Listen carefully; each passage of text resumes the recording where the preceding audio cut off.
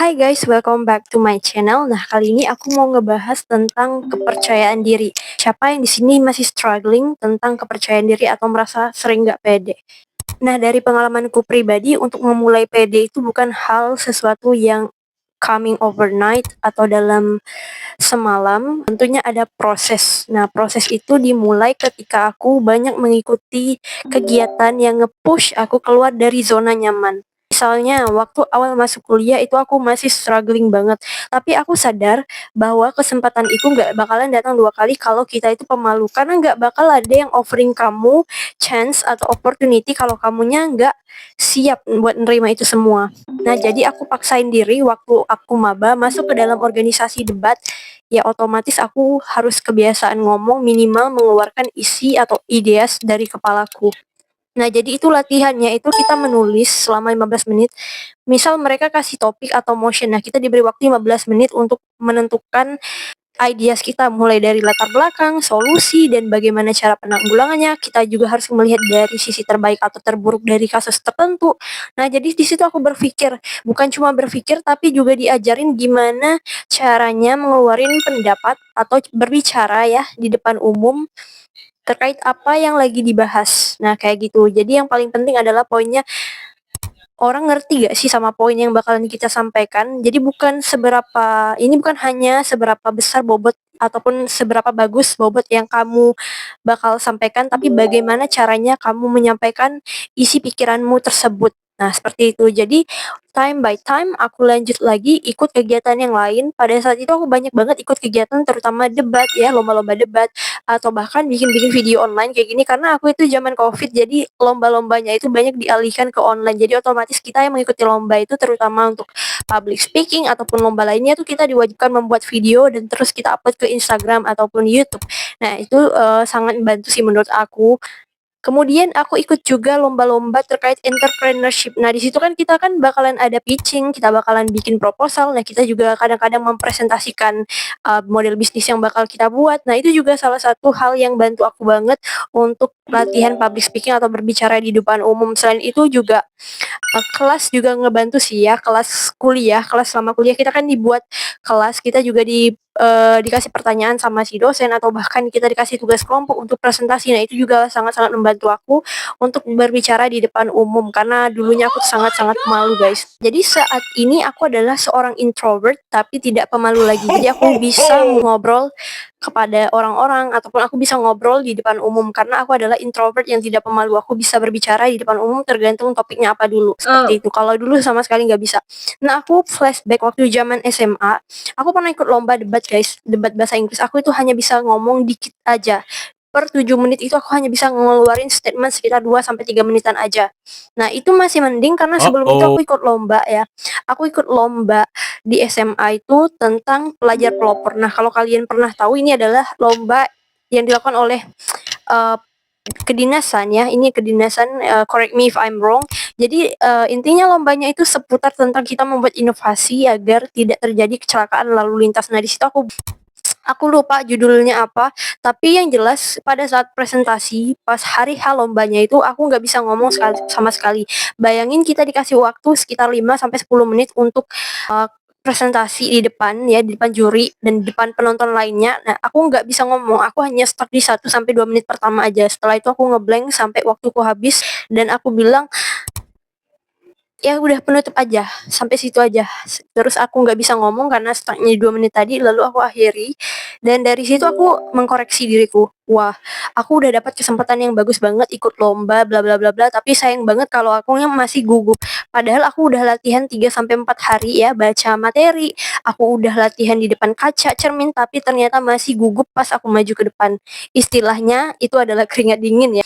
Dari situ aku belajar, aku pengen gimana caranya bisa berbicara di depan umum. Jadi itulah tadi SMA, akhir-akhir sekolah itu aku perbanyak relasi bukan juga teman tapi relasi. Aku ngomong sama warga daerah situ karena aku SMA dengan tempat tinggalku orang tuaku itu beda. Jadi aku 3 tahun itu merantau istilahnya ke desa. Nah di situ aku cari orang-orang tua atau orang-orang lokal yang aku bisa ajak ngomong. Muncullah kepercayaan diri. Nah turn to kampus, aku lanjut ke kampus, pulang ke rumahku, ya udah aku ikut tadi kompetisi debat, aku ikut berbagai macam kepanitiaan, aku beraniin diri ngambil di divisi acara, which is you sometimes need to speak in front of a lot of people or in front of audience. Jadi aku beraniin diri untuk berbicara di depan para audiens. Aku nggak tahu apa jadinya, yang penting pada saat itu kepercayaanku adalah kalau misalnya aku salah, aku akan belajar. Kalau misalnya aku nampilin yang terbaik, ya mungkin ada chance atau opportunity yang lain. Dan yes, finally I get a lot of opportunity from that.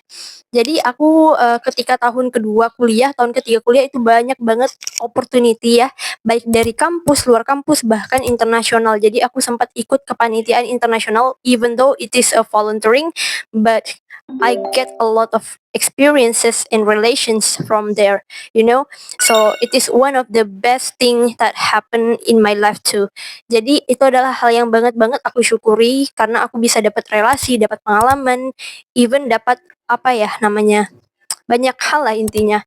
Jadi aku sadar kalau misalnya kita harus show up diri kita, dan public speaking it is one of the greatest thing we can do to show up who we are. Jadi menurutku itulah kenapa kita harus bisa public speaking, dan itu perjalanan aku tentang public speaking. So now I still follow a lot of things, you know, I still do a lot of things, but mostly not public speaking anymore, but still I need to maintain that. Tapi ketika misalnya aku lamar pekerjaan, karena baru-baru ini aku sering lamar kerjaan ya guys, aku apply beberapa job, dan some jobs I got some interviews too. Aku harus juga menguasai public speaking, not only public speaking tapi juga mannerism. Gimana kita berbicara, gimana kita delivernya, terus gimana body language kita itu juga diperhitungkan.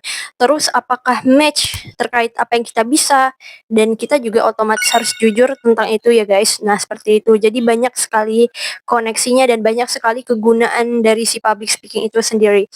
Gitu sih menurutku. Mungkin next time kita bahas lebih lanjut about public speaking. Nah, tips dari aku untuk kalian yang pengen banget belajar public speaking dari nol seperti diriku, yang pertama adalah mau nggak mau kalian memang harus push diri kalian untuk banyak berbicara di depan orang lain ataupun ngobrol sama orang lain.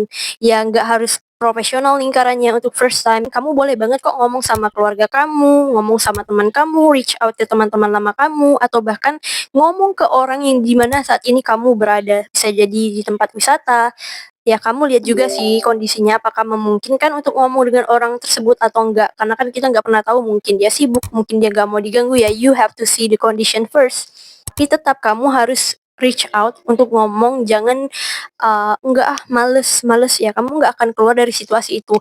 Kedua, kalau kamu sekolah, kalau kamu misalnya kuliah, manfaatkan titel kamu sebagai siswa atau mahasiswa untuk cari sebanyak-banyaknya pengalaman, entah itu dari organisasi, dari kepanitiaan, dari lomba, ataupun dari kegiatan apapun selama kegiatannya masih positif. Dari experience aku itu tuh ngebantu banget ya. Tapi kalau kamu bukan siswa, kamu bukan mahasiswa, ya udah kamu bisa kok latihan di rumah. Apalagi sekarang era social media, you can take a video like this, you can take a shoot, you can speak in front of your camera, you know.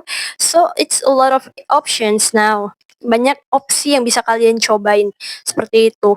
Jadi menurut aku yang paling utama adalah practice. Obviously practice. Yang kedua adalah kamu juga harus sering belajar, entah itu dengerin podcast, dengerin orang, ataupun baca buku, ataupun take a course, take a class, anything that you can learn from. You know, kenapa? Karena untuk berbicara pun kita juga punya pengalaman, kita harus punya pengetahuannya. Jadi kalau kamu nggak punya pengalaman, kalau kamu misalnya minim pengetahuannya, so I don't know how you deliver that. Jadi menurutku adalah apa yang kita ucapkan itu adalah gambaran dari apa yang kita punya di otak atau pengalaman serta knowledge kita. Jadi itu penting banget untuk selalu upgrade knowledge ataupun upgrade dari sisi pengalaman kamu. Yang ketiga adalah pahami body language ataupun gestur, karena kamu udah punya dua nih, kamu udah berani speak up atau kamu udah berani ngomong, kamu udah punya materinya dan kamu udah punya pengalamannya, tapi cara kamu deliver atau cara kamu menyampaikan itu kurang sreg didengar.